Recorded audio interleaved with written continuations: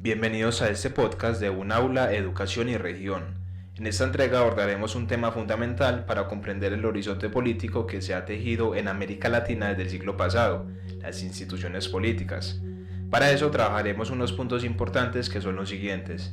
Primero, ¿qué son las instituciones políticas? Segundo, ¿cuál es la función de las instituciones políticas en una sociedad? Tercero, América Latina durante el siglo XX, principales aconteceres y las instituciones políticas en la región, y por último abordaremos unas breves conclusiones. Desarrollemos pues el primer punto de este podcast, que es ¿qué son las instituciones políticas?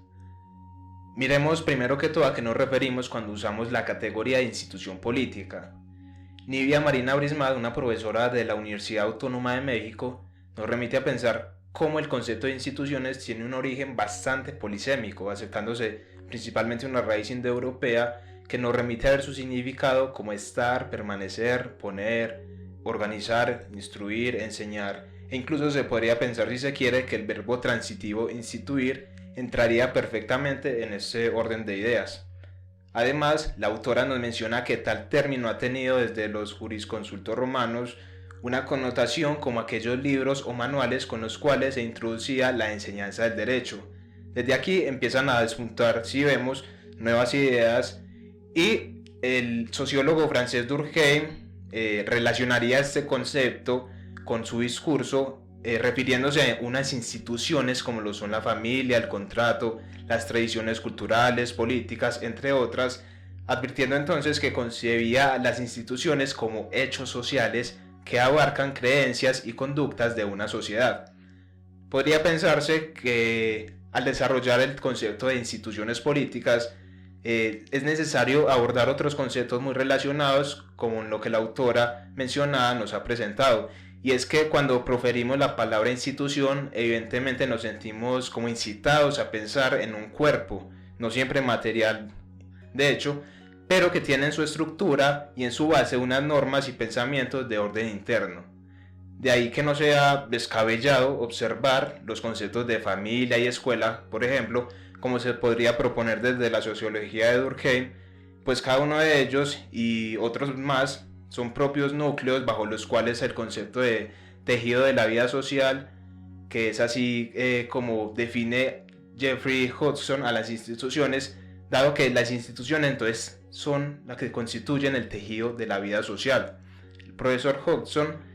nos dice, siendo un economista británico de renombre y que ha abordado ese concepto de instituciones, bajo una cita que hace del profesor de la Universidad de Washington, Douglas North, que las instituciones son las reglas de juego en la sociedad, o más formalmente, son las restricciones humanamente concebidas que moldean la interacción humana. Por lo tanto, estructuran entonces incentivos en el intercambio humano, ya sea político, social o económico.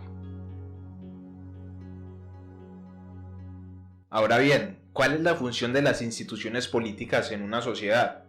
Inevitablemente abordar entonces ese concepto de institución nos remite a pensar nociones como lo de la norma o la regla, como veníamos mirando a estos profesores. Y desde otros autores como Nelson Morales, Roland Cesada y Harold Smith, entre otros más, podemos decir que las normas existen en un sentido estricto en la organización social, pues son las que permiten la convivencia en un espacio social, el cual Pierre Bourdieu, por ejemplo, nos define como aquel escenario donde hay una justaposición de agentes sociales en un espacio físico determinado, lo cual permite entonces de una manera ordenada la coexistencia. Es decir, yo me justapongo, yo estoy compartiendo un espacio físico con el otro y hay unas propiedades, unos elementos con los cuales digamos que me diferencio un poco del otro, pero inevitablemente coexistimos en ese espacio. Desde luego que entonces esto viene relacionado con el término de las propiedades y puede advertirse que son estos elementos muy suficientes para que desde un principio las sociedades primigenias pensaran en la creación de leyes. Si nos vamos a mirar incluso el concepto o la categoría de Estado, vemos que la emergencia del Estado mismo se dio a causa de las necesidades que tenían las personas de asociarse, de enfrentar ciertas problemáticas y ciertas necesidades. Respondido entonces el qué es una institución, puede afirmarse que las instituciones políticas son un haz de normas sociales interrelacionadas que se asocian con un núcleo de valores de alta prioridad y con una o más necesidades humanas básicas. Eso nos lo dice Harold Smith. Es esa una base misma, entonces, como les comentaba, del Estado en sus formas liminales, como la polis y las ciudades posteriores a la Grecia clásica, lo cual nos lleva a pensar que son las instituciones las responsables del funcionamiento de una sociedad, de un funcionamiento verdaderamente ordenado, y por ello se conviene con el politólogo de la Universidad Nacional de Colombia, el profesor John Fernando Restrepo Tamayo, cuando él se afirmaba que las instituciones cohesionan sociedad y que la estabilidad de las instituciones depende y representa el orden y equilibrio social de un Estado. De ahí que sea fundamental destacar entonces a la ley o a la norma como hacedora del orden y la convivencia, así como el libro mismo de resolución de conflictos y que otorga a los sujetos su ser social, porque esto nos dice claramente que quien cumple la norma de una sociedad, quien cumple sus leyes, pertenece a la misma. De lo contrario, pues hay métodos para resocializar a la persona, como lo es la cárcel, por ejemplo. Entonces, el Estado-Nación es una cuestión moderna propiamente, y en lo contemporáneo nos refiere a múltiples nociones como lo son los derechos humanos y la democracia. Los derechos y la democracia tienen unas bases antiquísimas, pero los derechos humanos como una construcción del siglo pasado y la democracia contemporánea como también una construcción muy nueva, muy desde la revolución industrial, pero principalmente desde este último siglo. El profesor John Fernando Restrepo nos propone analizar que a nivel general han existido históricamente varias instituciones en las cuales se corresponden directamente con la época de los seres humanos. Recordemos que la historia se vive en diversas épocas según la historiografía, pero el profesor destaca unas instituciones acordes con el estudio mismo que desde la política se puede hacer del término. En cuanto al mundo grecorromano y clásico, el profesor destaca lo que es la polis y el imperio. En el medieval, la iglesia y el Estado que apenas realmente se venía formando. Podría decirse incluso que ese Estado tiene algo de imperio y algo de ciudad. Y ya en el periodo moderno, en la época moderna, el Estado-Nación está formado evidentemente, pero en la contemporánea, pese a esa asistencia del Estado, las instituciones de orden supranacional son las reguladoras de la política interna ante el desequilibrio de clases y la diversidad de problemáticas que, en cierta forma, podría decirse, descohesionan, desunen a la sociedad. Si nos vamos a ver, por ejemplo, el último siglo nos presenta una multiplicidad de problemáticas como las guerras mundiales y otros asuntos que realmente lo que hicieron fue desarticular a las naciones, presentar una serie de interrogantes a partir de los cuales surgieron entonces lo que fueron los derechos humanos, por ejemplo, y otras organizaciones de orden internacional, las cuales ante la ausencia misma de la articulación en los países y en las naciones, presentaban entonces, entre comillas, unas oportunidades para regular eso y para unir a la sociedad. Por eso entonces las instituciones políticas, como hacedoras de la cohesión o la manutención del estado social de un pueblo, se encargan principalmente de unir mediante normas, mediante ciertas leyes o ciertas prácticas determinadas a la sociedad para responder entonces al desequilibrio, ya sea de tipo económico, político, cultural y social.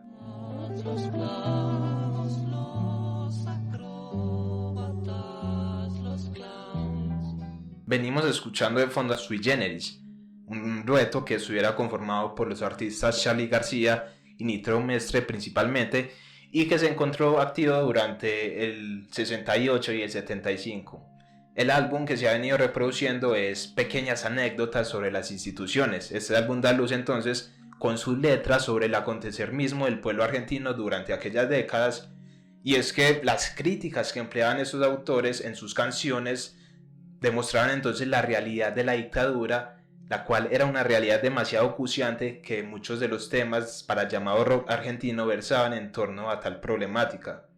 Recordemos que nos encontramos a nivel general enmarcados en un contexto de posguerra, la Guerra Fría y lo que a la vez suponía una guerra en el tema de las telecomunicaciones, la carrera espacial, una serie de enfrentamientos de orden discursivo y político, tanto allí en Europa como aquí en América, así como los múltiples procesos que bajo el acontecer económico suponían desfases, valga la redundancia, económicos para los Estados Unidos. Por ejemplo,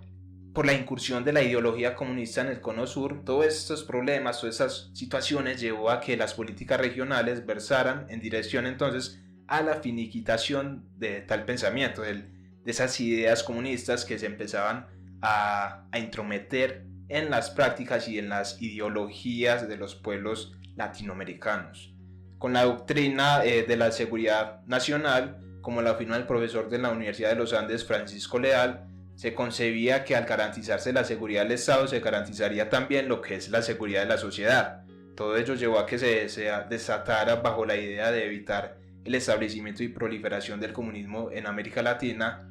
se pensaran como sustancia la militarización del gobierno. Recordemos que toda esta idea de la seguridad nacional, si uno se pone a analizarlo, tiene cierta trascendencia y cierta base en lo que fuera la doctrina Monroe, una doctrina de intervencionismo y quizás de, si lo analizamos, proteccionismo de Estados Unidos para con la región frente a la posible intervención de algún país, principalmente europeo. Bueno, entonces de allí que esta seguridad nacional, entre comillas, haya sido la causa de múltiples desplazamientos y diásporas, a causa misma de ser tildados algunas personas como terroristas, comunistas, subversivos, como nos hace saber Henry Torres Vázquez de la Universidad Gran Colombia. Pero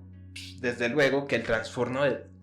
de la doctrina de la seguridad nacional tuvo varios antecedentes y condicionantes que hicieron que su ímpetu fuese tan grande. Volvamos a lo que decía el profesor John Fernando Restrepo cuando afirmaba que la economía del mercado es la reguladora social por excelencia. Ese elemento es realmente muy importante porque desde varios de los autores que hemos mencionado podemos leer posturas economistas. Muchos de esos autores son economistas, y es que la economía es el eje alrededor del cual gravitan entonces las políticas del Estado, y en el trasfondo de las causas de la ley de la seguridad nacional además hay un trasfondo entonces económico, además de entonces del trasfondo y del asunto ideológico y político con el cual se estableció esta ley en América Latina. Por lo tanto, entonces, la divergencia entre los Estados Unidos y como extensión suya América Latina y la Unión Republicana Socialista Soviética, bajo unas bases ideales en un principio, llevaron a que las instituciones se pensaran para responder a las políticas y al pensamiento de los países aliados.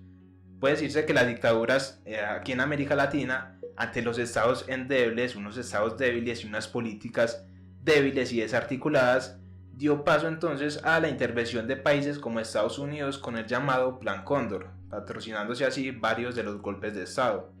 Allí las instituciones políticas de los estados, débiles por la desarticulación social y falta de correspondencia con los agentes sociales, entendamos como agentes sociales de la población, fácilmente fueron cooptadas por políticas de orden supranacional. Esto nos lleva a preguntarnos sobre qué tan necesario es el proteccionismo en los países y cuál es el verdadero papel de instituciones de orden internacional como la ONU. Pues si miramos al siglo pasado, después de la Segunda Guerra Mundial, esa organización ya se había establecido, ya se habían proclamado lo que eran los derechos humanos, ya se había establecido también la Corte Internacional de Justicia y la Corte Interamericana de Derechos Humanos. Entonces uno se pregunta cómo fue que se permitió que sucedieran tantos desastres humanos en América Latina con el establecimiento de estas dictaduras, si ya estaban aceptados y proclamados los derechos humanos. Además, también podemos reflexionar desde luego sobre otro punto importante. Planteémonos, por ejemplo, la pregunta de qué tanto poder tienen ciertas naciones sobre las instituciones o los organismos internacionales. O quizá mejor la pregunta debería de ser, ¿qué tanto poder deberían tener los países en las organizaciones internacionales? Y así podríamos indagar sobre si las políticas y normativas establecidas como los derechos humanos en su relatividad dependen estrictamente y únicamente de la soberanía que tienen países como Estados Unidos sobre dichas instituciones internacionales por el poder mismo económico y político a la hora de deliberar sobre diversos asuntos. Se cuestiona entonces aquí la preponderancia de ciertos países por ser países desarrollados y con una gran influencia económica en el mundo, a comparación de países como los nuestros, países latinoamericanos como Colombia, que tristemente no alcanza como tal esos niveles de desarrollo. Recordemos que en América Latina desde la década de los 50 se venían desarrollando varias dictaduras, como lo veníamos mencionando, y entre esas está la de 55 de Juan Domingo Perón y la de 76 al 83 de Rafael Videla, en un proceso llamado de reorganización nacional. Esto se desarrolló en Argentina. Pero si nos vamos a Brasil, se desarrolló también una dictadura entre el 64 y el 85, o en Chile la dictadura de Pinochet entre el 73 y el 90, y así si nos movemos por todo el cono sur y por Centroamérica encontramos varias dictaduras. Esto devela, además de la inestabilidad social que se pretendía solventar entre comillas bajo los gobiernos militares que se establecieron,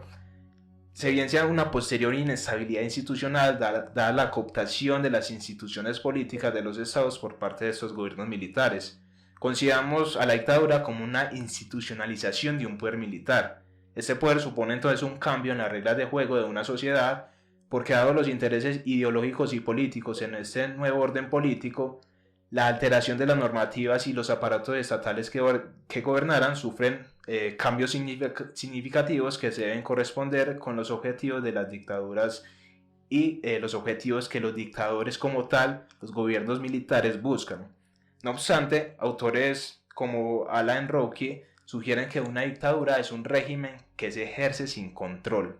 pues exige cambios que derogan las garantías constitucionales, ya sea pensemos por la acción violenta y represiva que institucionalmente se ejerce sobre la población, que es blanco de divergencia. Esa fuerza represiva institucional se puede expresar mediante aparatos como la fuerza pública. Por eso, Carlos Figueroa, un profesor de la Universidad Autónoma de Puebla, apunta que un régimen dictatorial es una dominación de oligarquías, ejércitos y policías, o digamos nosotros más claramente, una comunión entre los agentes de la fuerza de un Estado que tienen poder. Pero puede decirse pues que en América Latina las dictaduras se han impuesto como instituciones que cobijan bajo su accionar cambios significativos en el orden y cohesión de la sociedad, es decir, en la contemplación y estipulación de normas y reglas de convivencia. El artefacto de poder, respaldado por la doctrina de seguridad nacional, se sirvió de la violencia para brindar esa misma seguridad. De ahí que Eduardo Galeano realice un artículo titulado El sacrificio de la justicia en los altares del orden. Este autor reflexionaba allí sobre diversos elementos que aportan miradas con base en la influencia, por ejemplo, de los medios de comunicación en los órdenes dictatoriales. Recordemos que entonces estas dictaduras, estas institucionalizaciones de un poder militar, se encargan de tomar para sí los medios de comunicación, los organismos judiciales, ejecutivos, para así tener un control total sobre el poder. Pero entonces las dictaduras latinoamericanas no se deben ver simplemente como instituciones, como se mencionaba antes, de reorganización o reordenamiento social, sino que también permiten que se cuestione qué es el orden, porque pareciera que la aceptación y adaptación a un orden constitucional fundante es determinante para la perspectiva que se tiene sobre el correcto funcionamiento de una sociedad, pues el cumplimiento de la ley establece el deber ser de un pueblo, y si el Estado deroga ese deber ser, ¿cuál sería entonces el curso que debe tomar la justicia, la diferencia entre lo que se puede hacer y no y los derechos humanos?